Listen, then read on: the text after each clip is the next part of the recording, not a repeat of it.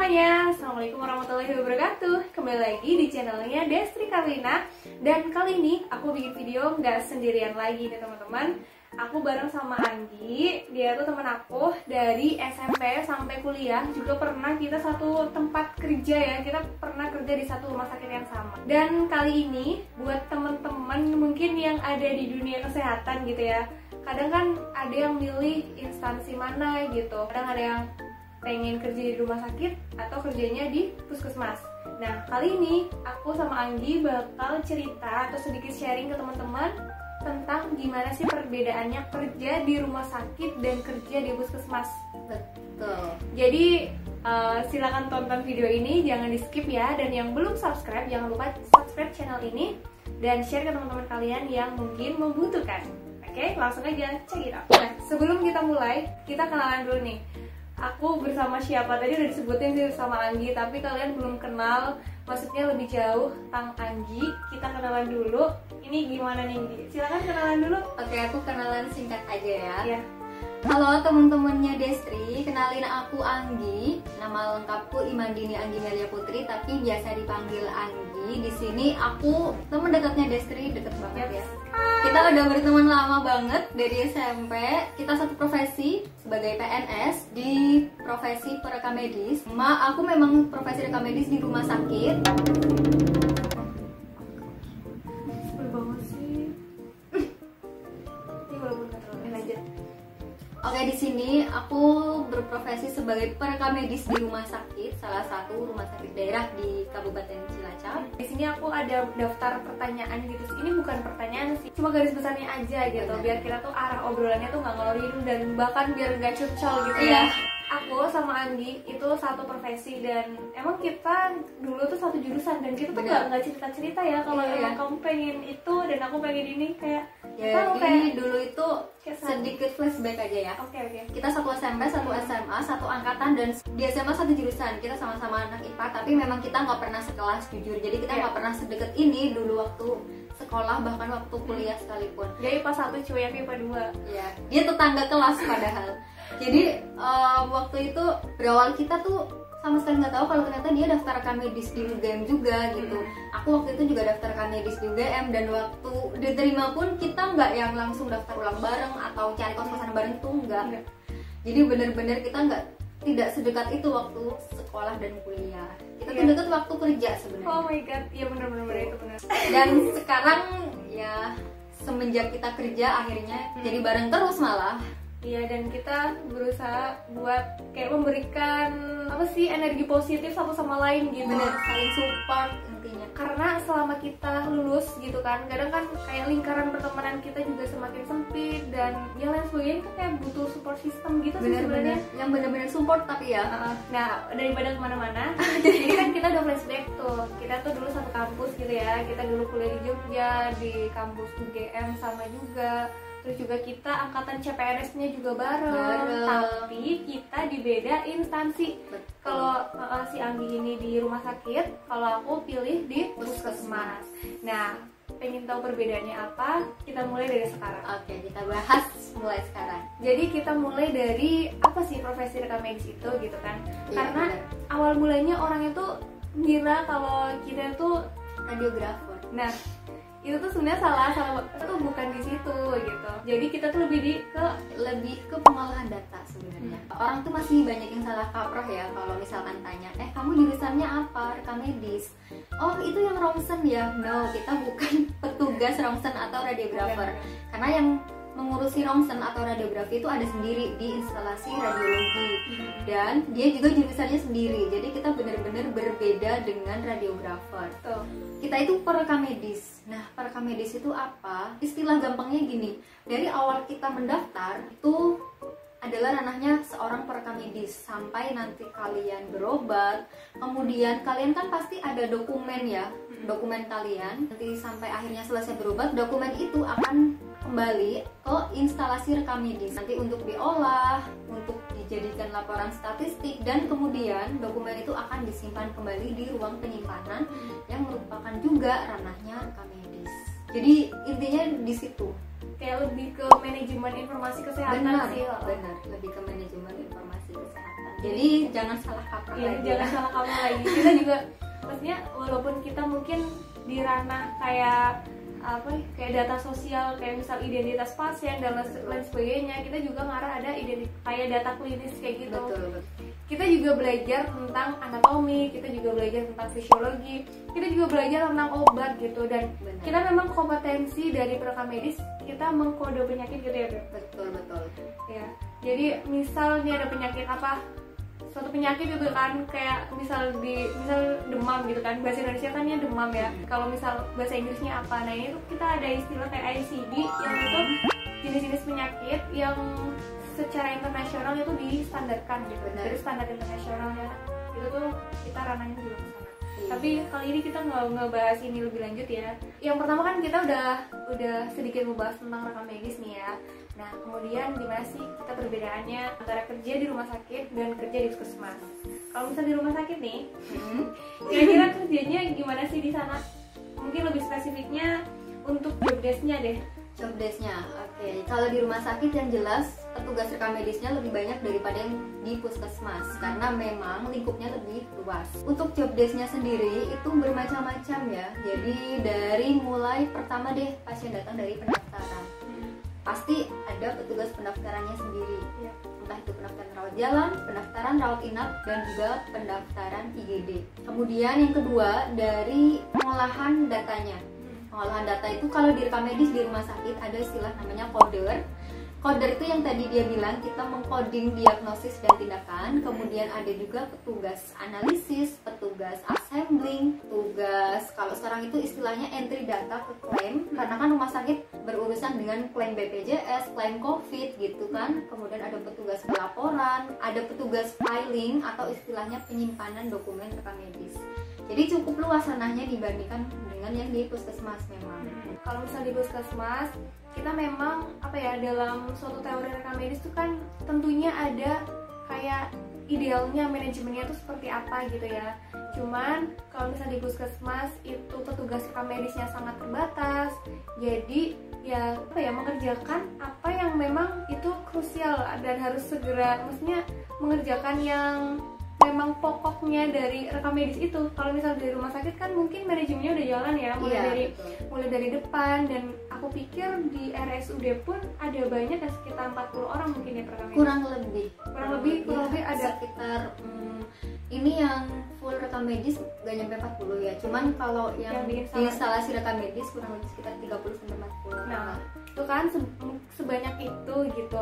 Kalau misalnya di puskesmas, berapa? aku masih seorang diri di Iya. sana sebagai perekam medis, dan ada sih memang kita tuh kerja tim di sana, cuma semuanya tuh nggak dari background rekam medis, dari background lainnya kayak gitu, yang dia dikasih tahu atau dikasih pelatihan tentang dunia rekam medis. Nah, untuk jurusan ini memang sedang dibutuhkan untuk di beberapa instansi di fasilitas pelayanan kesehatan. Dan untuk di puskesmas itu standarnya memang ada sekian gitu ya, 4 atau berapa gitu kalau ya, nggak 4 salah. atau berapa. Dan sedangkan sekarang di tempat aku kerja itu baru ada satu seorang diri dan satu apa ya, kayak satu-satunya perekam medis pertama yang ada di situ. Betul. Karena sebelumnya nggak ada perekam medisnya gitu. Dan untuk job desk di sana ya tadi mengerjakan ranahnya rekam medis yang memang kayak yang utama gitu loh. kayak mungkin bisa dicontohin di sana itu kan kalau coding nggak terlalu ya Beb.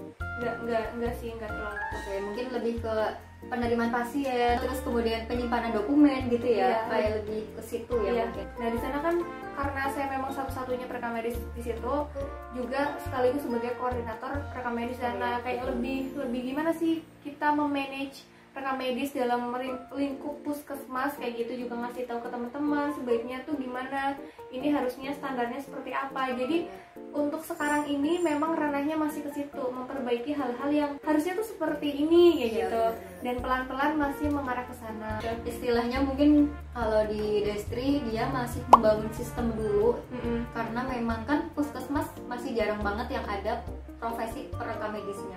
Iya. Nah selanjutnya mungkin ada yang nanya gitu ya, kalau misalnya kerja di rumah sakit sama kerja di puskesmas itu hektik mana sih gitu, lebih sibukan yang mana, sama pressure-nya itu lebih besar yang mana sih? Kira-kira kamu bisa jelasin nggak Beb, apa gitu? Oke, kalau kalian tanya hektik mana dan lebih sibuk yang mana? Kalau menurut aku sama aja sih, karena aku jujur dulu pernah PKL di puskesmas.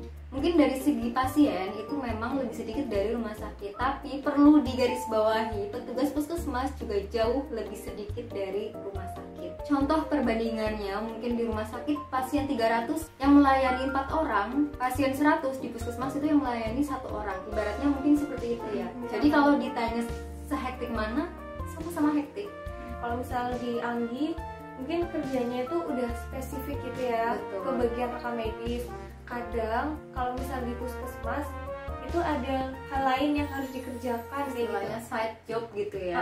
Karena dari segi SDM-nya juga yang nggak sebanyak di rumah sakit gitu kan, jadi mau nggak mau juga mengerjakan hal lain gitu. Betul. Kayak ibaratnya di rumah sakit manajemennya udah ada gitu kan, ada sendiri. Kalau misalnya di puskesmas ya orang yang manajemen ya juga di jabatan fungsionalnya itu. Kayak pun sepengalamanku gitu kan, waktu dulu sempat di rumah sakit juga ada hektiknya pas ada yang namanya closing gitu ya. Betul. Nah itu juga masuk dalam apa sih siklus hektik kerja di rumah sakit. Ya benar. Jadi kalau misalkan kalian penasaran sama kerjaan di rumah sakit, khususnya untuk bidang rekam medis ya teman-teman. Jadi di rumah sakit memang kita itu udah spesifik banget job desk-nya. Contohnya aku di kode rawat jalan, ya udah tugasku seputar tentang dokumen rawat jalan, aku ngoding dan sebagainya gitu. Cuma memang biasanya di awal bulan kita itu kan mengerjakan juga dokumen pasien BPJS, dan kita tuh pasti setiap bulannya itu ada istilahnya closing atau penagihan klaim istilahnya, dan itu juga menjadi ranahnya rekam medis untuk saat ini. Ya kalau misalkan menjelang closing itu memang hektik sih, lah dibandingkan hari-hari biasa. Jadi biasanya setiap tanggal 10 di bulan berjalan. Ya itu siklus sih, jadi nggak setiap hari hektik juga enggak. Cuman mungkin ya memang bebannya tuh sama aja gitu ya. Iya benar. Dari rumah sakit SDM-nya berapa, otomatis juga pasiennya banyak juga. Betul. Kalau misal puskesmas SDM-nya berapa, juga kan memang kapasitasnya segitu gitu. Benar. Sudah sesuai proporsinya sih intinya. Yap. Pertanyaan selanjutnya adalah kenapa sih dulu Anggi milih rumah sakit di formasi CPNS-an dulu? Oke, kenapa milih rumah sakit? Karena jujur dari aku kuliah, aku tuh kepengen banget kerja di rumah sakit besar waktu itu ya. Ya lagi masih idealisnya lah waktu itu. Bahkan dari SMA sebenarnya aku pengen banget kerja di rumah sakit, yang rumah sakit mana gitu. Setelah masuk kuliah kepengen di rumah sakit vertikal kalau bisa waktu itu. Cuma memang dari orang tua waktu itu kurang mengizinkan untuk keluar kota. Sedangkan waktu CPNS angkatan kita, rumah sakit terdekat dengan rumah adalah di RSUD tempat aku kerja sekarang. Kenapa kalau ditanya kenapa milih di situ? Yang pertama karena dekat dengan orang tua dan direstuinnya sama orang tua di sini, jadi ya daftar di sini gitu. Jadi memang dari hati dulu pengennya di rumah sakit, ya udah aku daftar rumah sakit. Iya, sorry Beb, dipotong bentar. Oke. Itu mungkin rumah sakit vertikal itu apa sih? Oh, Mungkin oke, ada yang benar. belum tahu gitu. Jadi rumah sakit vertikal itu rumah sakit di bawah Kementerian Kesehatan secara langsung. Kalau misalkan aku ini kan rumah sakit umum daerah, jadi aku di bawah Pemda, pemerintah daerah. Tapi kalau rumah sakit vertikal itu langsung bertanggung jawabnya kalau nggak salah yaitu ke Kementerian Kesehatan. Jadi kayak CPNS-nya pun CPNS Kemenkes. Contohnya di Indonesia tuh rumah sakit Cipto Mangunkusumo yang ada di Jakarta atau RSCM. Kemudian ada rumah sakit Sarjito yang di Jogja kayak gitu. Jadi dulu memang cita-citanya pengen bekerja di salah satu rumah sakit itu, cuman karena memang rezekinya di dekat rumah, dekat orang tua. Wow. Cukup bersejarah gitu ya. Jadi memang sebelum CPNS-an pun Anggi kerjanya sudah kerja di RSUD gitu, dan aku juga sempat dulu sekitar kurang lebih 1 tahun lah kerja di situ, dan pada akhirnya di CPNS-an tahun 2018 ya waktu bukaan. Ya, 2018. Tapi pengangkatan CPNS-nya itu 2019, aku daftarnya di puskesmas. Nah, kenapa sih di puskesmas gitu? Karena untuk alasan terbesar sih karena memang puskesmas itu dekat banget sama rumah. Itu ya. Dekat banget, dan itu tuh salah satu alasan besar. Pun ini mungkin ada family oriented ya. Aku anak terakhir juga, dan kalau misal aku kerja di mana gitu, kayak yang gitu Anggi sebutin, misal di rumah sakit vertikal atau di mana gitu, itu kayak butuh pertimbangan yang matang juga. Jadi pada akhirnya ya kenapa sih nggak dicoba aja gitu. Ternyata memang udah nyaman juga gitu. Intinya adalah kalau teman-teman tanya kenapa sih kita daftar di instansi yang kita tempati sekarang, ya pasti kita punya pertimbangannya masing-masing. Kayak dia mungkin pertimbangan dari family, aku juga pertimbangan dari keluarga, dan selain itu kita mempertimbangkan keinginan kita juga. Benar kan? Kayak aku memang dari dulu basicnya pengen banget kerja di rumah sakit. Oke, aku cari rumah sakit terdekat yang membuka farmasi rekam medis. Dia juga ya, dan aku lihat sekarang dia di puskesmas juga bener-bener passion dia banget. Dia bener-bener produktif banget di puskesmas, dan ya jujur bangga lah punya teman. Ya, aku juga bangga gitu sih. Ya gini sih, intinya tuh kita tuh punya pilihan itu juga melalui berbagai macam pertimbangan. Betul. Gitu ya. Terus juga ya kalau misal kita milih itu pun kita juga harus enjoy dengan pilihan kita, nggak terpaksa juga gitu. Jadi dimanapun tempatnya, dimanapun kita bekerja, itu tergantung kitanya sih. Kita mau membawa diri kita itu gimana, ya itulah yang akan terjadi. Kemudian yang terakhir nih, mungkin rada sensitif, soal tentang pergajian nih. Kalau misal di rumah sakit itu gimana? Jadi kalau di rumah sakit untuk sistem penggajiannya sendiri, kita yang pertama dapat gaji pokok, atau kalau aku sebagai PNS ada gaji pokok PNS dan tunjangan PNS juga. Itu biasanya di awal bulan. Memang kita di awal bulan di tanggal 1. Kemudian nanti ada yang namanya jasa pelayanan, itu dibagikan setiap pertengahan bulan. Sekitar tanggal 12 ke sana lah, 12 sampai tanggal 15 biasanya dibagikan. Jadi bisa dikatakan ya gajiannya sebulan 2 kali gitu. Jadi ternyata sama nih ya teman-teman, dan barangkali ya di semua fasilitas pelayanan kesehatan mungkin juga kayak gitu. Untuk yang untuk yang pegawai PNS gitu, dia dapat gaji pokok dari PNS, sama juga aku kayak gitu. Aku juga dapat yang namanya jasa pelayanan, sama sih itu. Jadi memang gajinya 2 kali, dari PNS-nya dan dari tempat kita bekerja gitu. Istilahnya dari pendapatan rumah sakit dan pendapatan puskesmas sendiri ya. Betul sekali. Nah, mungkin ada tambahan dari Anggi, gimana kesannya selama ini kerja di rumah sakit gitu aja? Jadi selama kerja di rumah sakit yang aku alami selama ini, aku sangat enjoy sama kerjaanku. Kemudian aku belajar banyak hal di rumah sakit, nggak cuma tentang profesi ya, tapi juga tentang hal-hal lain kayak contohnya problem solving. Itu yang nggak bisa kita pelajari kalau misalkan kita nggak kerja sama orang gitu. Intinya aku belajar banyak hal, belajar untuk bekerja sama itu juga perlu belajar. Aku sadar banget itu perlu belajar, karena kita kerja tuh dalam sistem gitu ya, nggak betul. sendirian. Kita kerja itu sistem dan kita teamwork. Jadi bener-bener ngerasain banget yang kalau kita harus bisa membangun chemistry antar tim, antar orang dalam tim, dan biar kerjaan itu bener-bener selesai tepat waktu. Kemudian menyenangkan. Selama ini aku kerja cukup menyenangkan. Jadi enjoy ya? Enjoy banget sih. Oke, intinya kuncinya adalah enjoy. Dimanapun kita kerja, kita enjoy, semua berjalan sesuai dengan apa yang kita harapkan. Dan tentunya ada permasalahan, itu hal yang lumrah, tinggal gimana kita menyikapi dan menyelesaikan itu. Kalau misal kerja di rumah sakit, kesannya kurang lebih aku merasa bahwa aku cukup berkembang kerja di sana. Maksudnya sama gitu, belajar banyak hal, juga aku nyoba banyak hal. Kadang aku kerja di bagian rekam medis, juga aku di bagian lain. Dan untuk sekarang aku fokus lagi ada vaksinasi gitu ya. Jadi kadang di dalam gedung, kadang di luar gedung. Maksudnya artinya di luar gedung tuh kegiatan yang berbaur dengan masyarakat kayak gitu. Jadi ya ada plus minusnya, dan tinggal kalian pengennya gimana. Dan untuk perbedaan kerja di rumah sakit dan di puskesmas mungkin cukup sekian. Kalau misal kalian atau teman-teman semuanya ada yang masih penasaran atau dengan hal-hal yang lainnya, kalian bisa tulis pertanyaan di kolom komentar di bawah. Dan cukup sekian dari aku dan Anggi, dan see you.